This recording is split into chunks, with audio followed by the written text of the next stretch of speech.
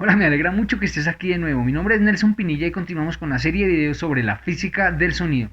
Los temas a tratar el día de hoy son resonancia y timbre. Veamos de qué se trata. Bueno, resonancia. Empecemos por una definición conceptual. Cuando a un elemento material le llegan vibraciones forzadas y estas vibraciones forzadas cuentan con una frecuencia igual a la frecuencia natural de este objeto, entran en resonancia armónica. Esto produce que las vibraciones crezcan en amplitud a medida que cada pulsación llega en fase a su frecuencia natural. Por otro lado, si lo analizamos literalmente, la palabra resonancia hace referencia a sonar de nuevo. Ahora, para que un elemento material suene, se requiere que tenga una elasticidad bastante grande. Ya hablamos de la elasticidad anteriormente, pero por ejemplo, cuando un pañuelo cae al piso no genera ningún sonido, por lo cual podemos decir que es un elemento que no tiene elasticidad. Ahora, para que se genere resonancia, primero hay que generar sonido. Entonces, en este caso no existiría resonancia por ser un material blando. Sin embargo, esto es mucho más sencillo de entender viéndolo. Así es que a través de unos videos que creé con péndulos, vamos a intentar analizar mejor de qué se trata la resonancia. Veámoslos. Bueno, veamos qué sucede cuando se le generan vibraciones forzadas, pero no en fase a la frecuencia natural de un péndulo. Vemos cómo trata de moverse, pero al no ser su frecuencia natural, pues no crece su amplitud de movimiento. Ahora, por otro lado, cuando hacemos lo mismo, pero le aplicamos los pulsos con su frecuencia natural, vemos cómo se aplica que hay resonancia armónica y entonces con cada pulsación o con cada impulso que se le genera va creciendo la amplitud del movimiento del péndulo y así continúa con cada pulsación, entonces cada vez es mayor la amplitud. Por otro lado, cuando tenemos la misma longitud y la misma amplitud, vemos como el comportamiento de los dos péndulos es muy similar, prácticamente están paralelos uno al otro. Ahora, cuando tenemos igual longitud pero diferente amplitud, vemos cómo se aplica que como la longitud es la misma, la frecuencia se mantiene. Cuando tenemos diferente longitud, obviamente se nos altera la frecuencia, aquí lo podemos ver. La resonancia no solamente aplica a la parte del sonido como hemos visto en estos videos, hay otras aplicaciones en las que se usa resonancia. Un ejemplo es, aquí vemos en esta diapositiva, los relojes. Vemos cómo aquí este se basa en el movimiento de un péndulo, en este vemos cómo se basa en el movimiento de un volante o también en la frecuencia de vibración de un cristal de cuarzo. Sea cual sea, igual todos lo que hacen es generar la frecuencia de un segundo para empezar a partir de ahí a generar los demás tiempos. En las mareas también se ve resonancia. De igual manera, en los instrumentos musicales, en el tracto vocal, con nuestra voz, un ejemplo claro es cuando, por ejemplo, esas personas rompen copas de cristal con su voz, y esto no tiene nada que ver con la potencia de su voz, sino con la frecuencia a la que suena esta voz y hace que el material vibre. Ya sabemos que cuando entra en resonancia armónica empiezan a crecer cada vez más estas vibraciones, hasta llegar al punto en el que se rompe la copa. No sé si de pronto se han dado cuenta cuando hay personas que cogen y humedecen un poco el dedo y empiezan a rozar el borde de una copa, y con esta fricción se genera un sonido. Bueno, de esta manera es que funciona el idiófono de fricción. Ahí vemos cómo son unas especies como de tacitas, como de copas de cristal, las cuales pues al rozarlas empiezan a generar sonido y entre todas pues generan armonías. Dentro de los circuitos eléctricos y electrónicos también podemos ver circuitos sincronizados como este, que es un circuito LC.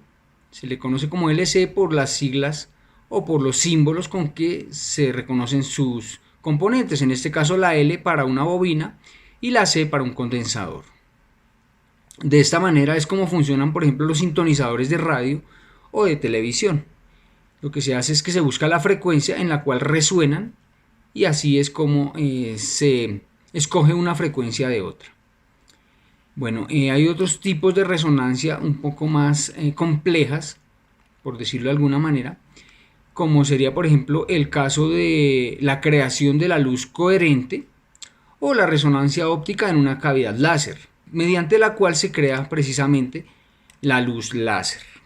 Otro tipo de resonancia es la resonancia orbital, la cual hace referencia a lo que es el movimiento de los planetas dentro del universo. Sabemos cómo cada planeta tiene una elipse diferente a otro, sin embargo ocurren momentos como el que vemos aquí en el que se alinean varios. O un ejemplo más común sería un eclipse tanto de luna como de sol. En ese punto es cuando hay una resonancia entre los tres planetas, el Sol, la Tierra y la Luna, y se produce el eclipse. Otro ejemplo serían las resonancias materiales en la escala atómica, que son las bases de varias técnicas espectroscópicas que son usados en la física de la materia condensada. La física de la materia condensada es la rama de la física que estudia las características físicas macroscópicas de la materia, tales como son la dureza, el color y la temperatura de un material. En particular se refiere a las fases condensadas. Dentro de la parte de espectroscópicas podemos ver que se utiliza por ejemplo para medir la distancia a la que se encuentra una estrella, basados en la longitud de onda del color de la luz que llega a nosotros. Otro ejemplo puede ser la resonancia de giro de electrones, que pues básicamente es de la manera en que funciona la electricidad. Otro sería el efecto Max-Bauer, el cual fue descubierto en 1957 por el físico alemán Rudolf Max-Bauer, y esto está relacionado con la emisión y absorción resonante de rayos gamma libres de retroceso por parte de átomos de un sólido.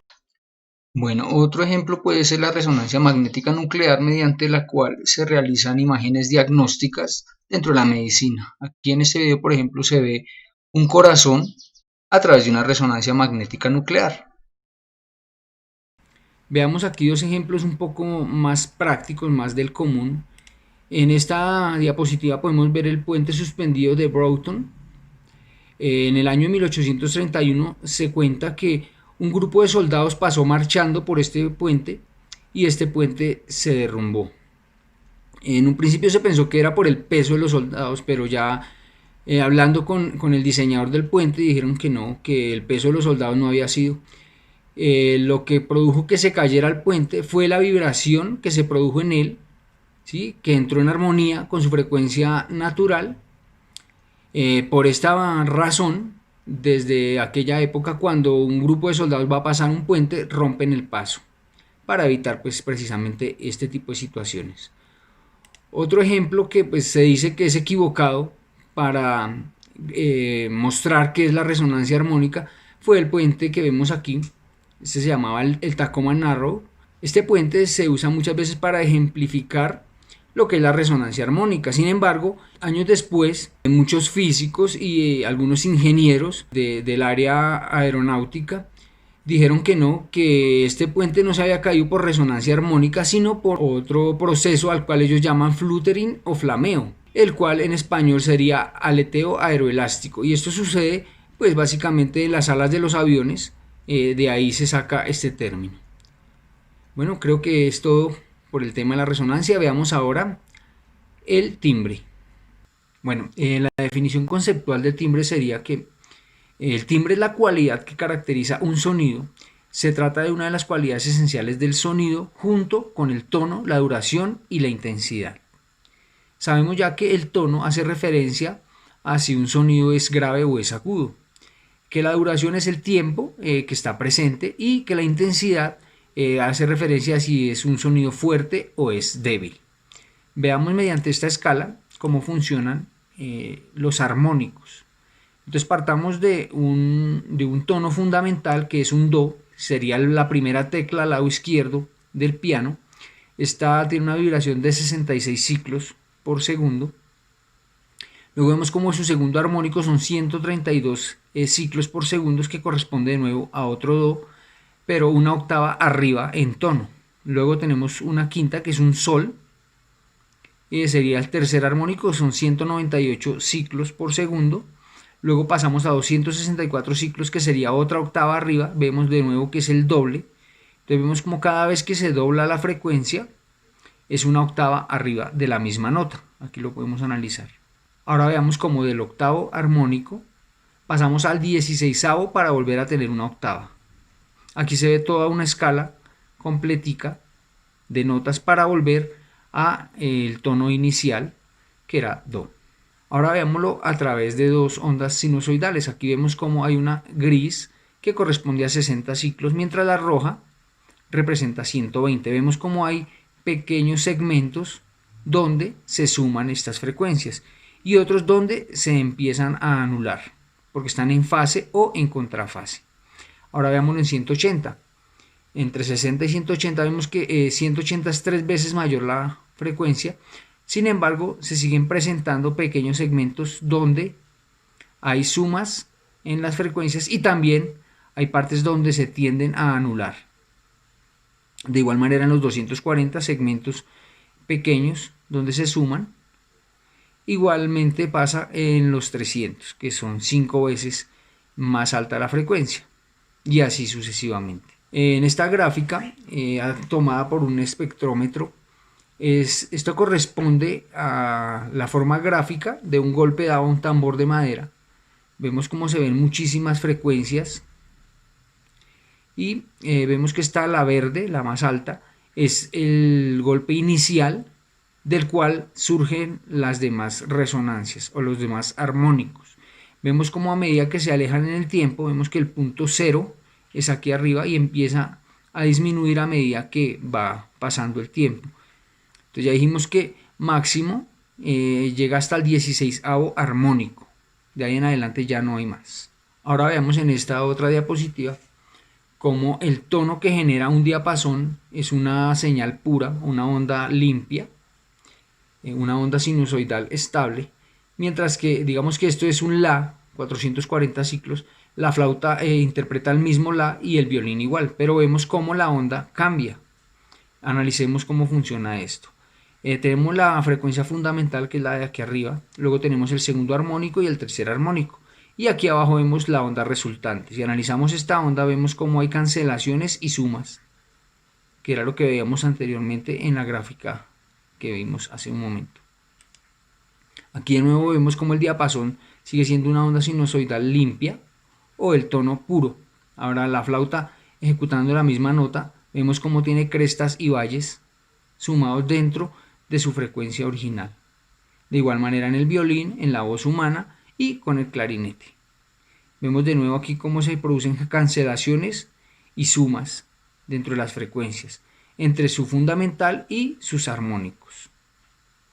Bueno, ya con esto damos fin a esta parte de este video. Nada, no se pierdan el siguiente.